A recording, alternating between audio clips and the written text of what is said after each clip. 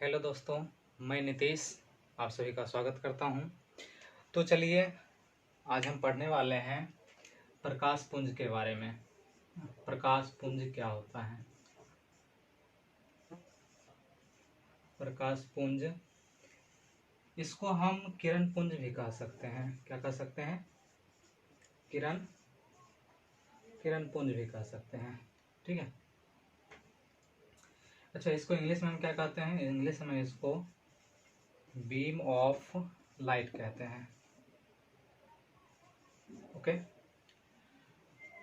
तो चलिए जानते हैं किरण पुंज क्या होता है। तो किरण पुंज के बारे में जानने से पहले सबसे पहले हमें थोड़ा छोटे छोटे बातों को जानना होगा। उसको पहले हम देख लेते हैं। तो सबसे पहले हम जानते हैं कि प्रकाश जो होता है, प्रकाश जो हुआ है छोटे छोटे कणों से मिलकर के बना हुआ होता है। और प्रकाश का जो सूक्ष्मतम कण होता है उसको हम क्या कहते हैं? प्रकाश के सूक्ष्मतम कण को हम क्या कहते हैं? फोटोन कहते हैं। ठीक है, क्या कहते हैं? फोटोन। ओके। प्रकाश का जो सूक्ष्मतम कण होता है, सबसे छोटा सा छोटा जो कण होता है, उसे क्या कहा जाता है? प्रकाश के सूक्ष्मतम कण को फोटोन कहा जाता है। और ढेर सारे फोटोन जो होते हैं, ढेर सारे फोटोन, ये ढेर सारे फोटोन मिल करके क्या करते हैं? ढेर सारे फोटोन मिल करके क्या करते हैं? किरण का निर्माण करते हैं। किसका निर्माण करते हैं? किरण का। ठीक है, तो हम ये कह सकते हैं, ठीक है, कि ढेर सारे फोटोन जो होते हैं, प्रकाश का जो सूक्ष्मतम कण फोटोन है, वो ढेर सारे फोटोन मिलकर के क्या करते हैं? किरण का निर्माण करते हैं, रे का निर्माण करते हैं। ठीक है, जिस तरह से हम जानते हैं केमिस्ट्री में, हम क्या जानते हैं कि पदार्थ का सूक्ष्मतम कण क्या होता है? परमाणु होता है। और ढेर सारे परमाणु मिलकर के क्या करते हैं? अणु का निर्माण करते हैं। तो उसी तरह ढेर सारे फोटोन मिलकर के किसका निर्माण करते हैं? किरण का निर्माण करते हैं। ठीक है, अगर हमें किरण का सिंपल डिफिनीशन देना हो तो हम किरण का डिफिनीशन क्या दे सकते हैं? किरण की परिभाषा क्या दे सकते हैं? ठीक है, हम ये नहीं बोलेंगे कि फोटोन फोटोन ढेर सारे फोटोन के मिलने से जिसका निर्माण होता है उसे हम किरण कहते हैं, नहीं। हाँ, तो हम किरण की परिभाषा क्या देंगे कि प्रकाश जो होती है, प्रकाश जिस रास्ते पे चलती है, प्रकाश जिस रास्ते पे चलती है, जिस पथ पे चलती है, उसी पथ को हम किरण कहते हैं। मतलब प्रकाश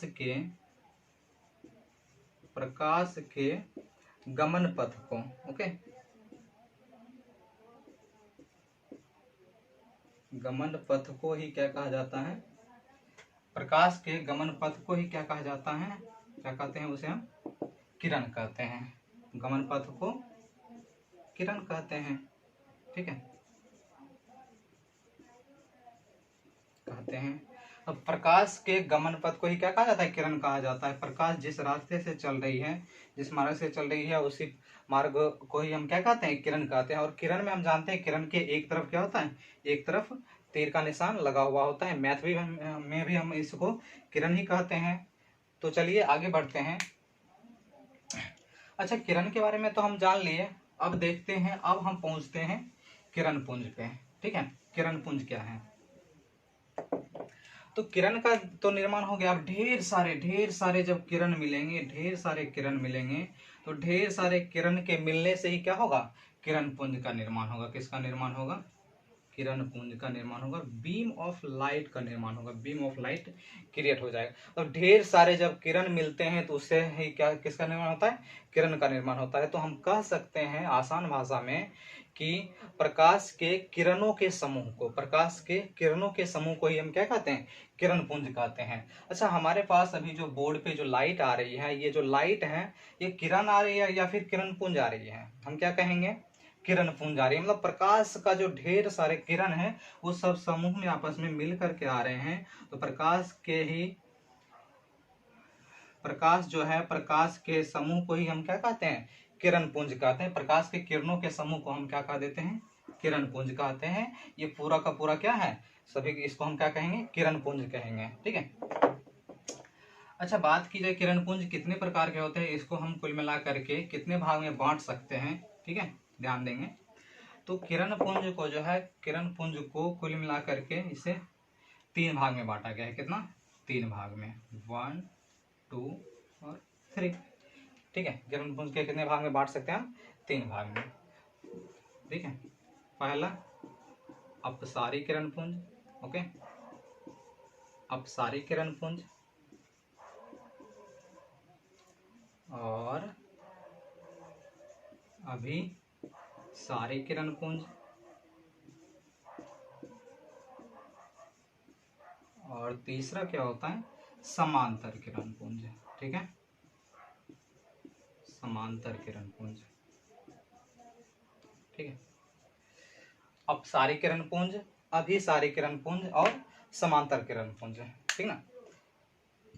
अब हम बारी बारी से जानते हैं कि अपसारी किरण पुंज क्या है, अभिसारी किरण पुंज क्या है, समांतर किरण पुंज है। अच्छा, इसको हम इंग्लिश में क्या कहते हैं, इंग्लिश में इसको हम क्या कह देते हैं अपसारी किरण पुंज को डाइवर्जिंग बीम। ओके, और इसको हम क्या कहेंगे, कन्वर्जिंग बीम।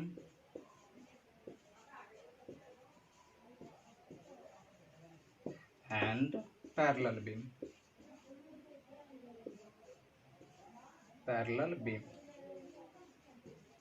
ठीक है, diverging beam, converging beam and parallel beam. Okay, diverging.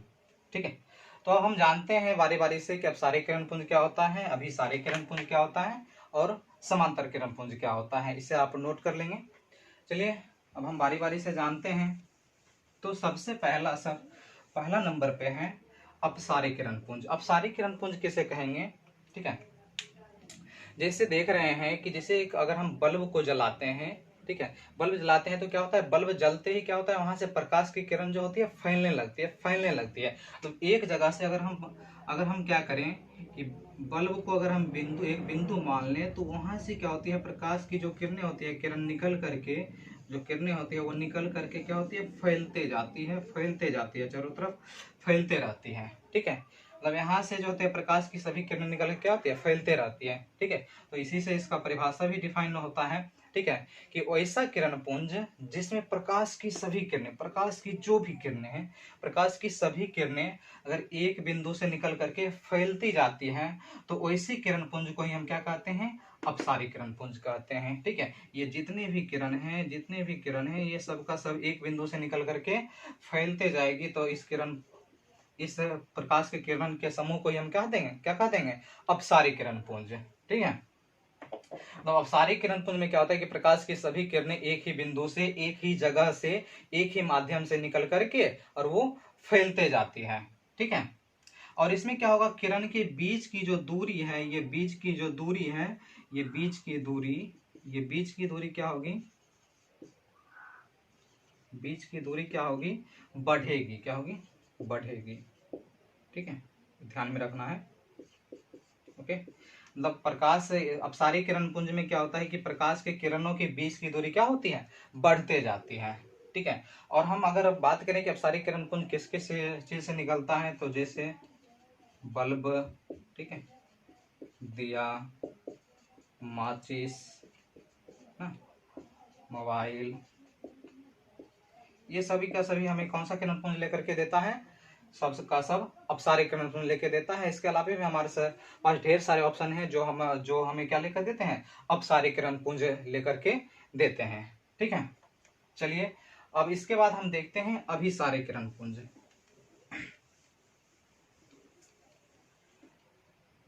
तो अपना सेकंड नंबर पे था क्या, अभिसारी किरण पुंज ना। अभिसारी किरण पुंज क्या होता है,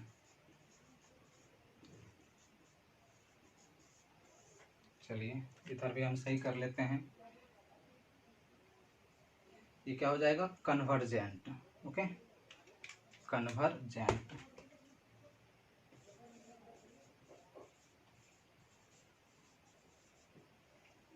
कन्वर्जेंट बीम।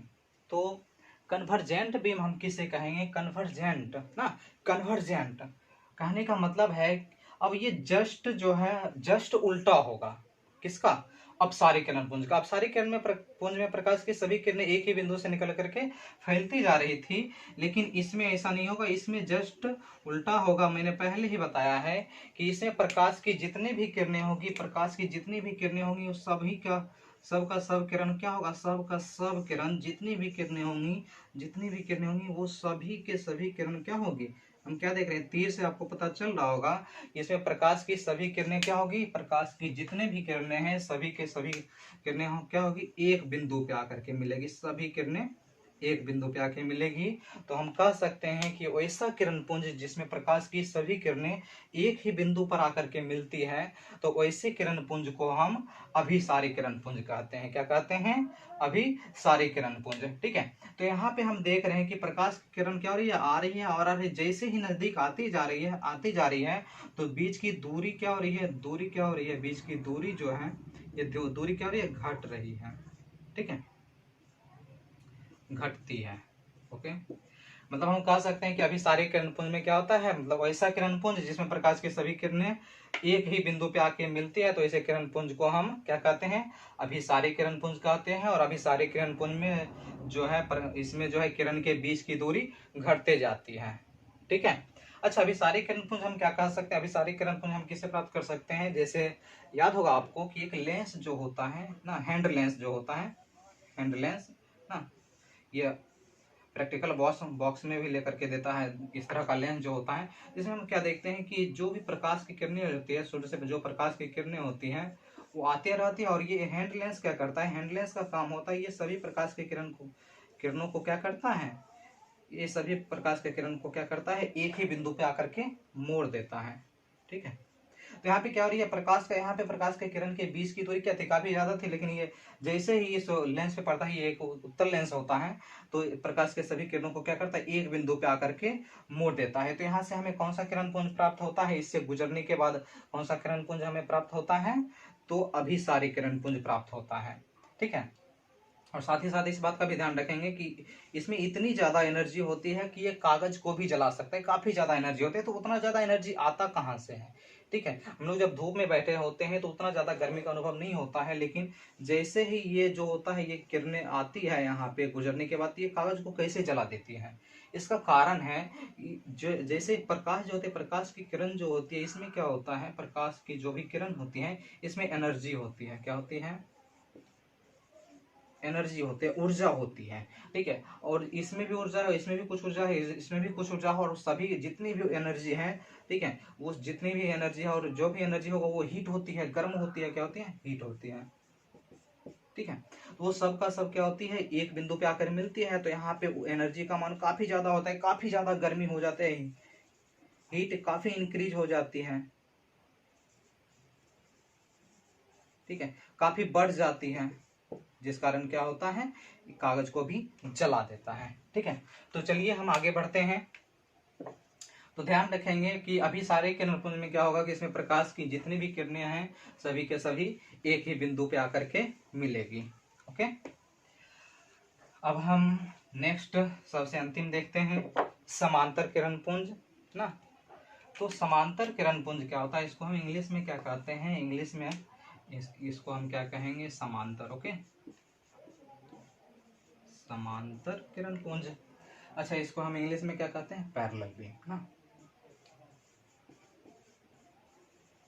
Parallel beam.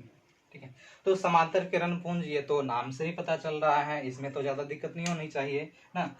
समांतर मतलब इसमें प्रकाश की जो भी किरणें होंगी वो सभी के सभी एक दूसरे के क्या होगी, सभी के सभी एक दूसरे के पैरेलल चलेगी, समांतर चलेगी। ठीक है, तो इसमें प्रकाश की जो भी किरणें होती है, मतलब समांतर किरण पुंज, ऐसे किरण पुंज को कहा जाता है जिसमें प्रकाश की सभी किरणें क्या होती है, एक दूसरे के पैरेलल होती है ना, समांतर होती है। इसमें हम देख रहे हैं ये सभी का सभी सभी ये दोनों, ये सभी के सभी आपस में क्या है, एक दूसरे के समांतर हैं। तो वैसा किरण पुंज जिसमें प्रकाश की सभी किरणें एक दूसरे के समांतर होती है, तो वैसे किरण पुंज को हम समांतर किरण पुंज कहते हैं। ठीक है, याद रहेगा। तो समांतर किरण पुंज में क्या होगा, इसमें प्रकाश की सभी किरणें एक दूसरे के समांतर चलेगी। जैसे अगर सूर्य से भी प्रकाश निकलता है तो वहां से प्रकाश की किरण निकल करके तो फैलते जाती हैं, लेकिन जब वो वायुमंडल में आती है तो प्रकाश की जो किरणें होती है वो सभी किरणें एक दूसरे के समांतर चलती है, सभी एक दूसरे के समांतर होती है सभी किरणें। ठीक है, तो चलिए आपको ध्यान रहेगा और इसको आपको अच्छी तरह से ध्यान में रखना है। इसी के आधार पे आगे जो है हम जब पढ़ेंगे तो उसका नाम भी दिया जाता है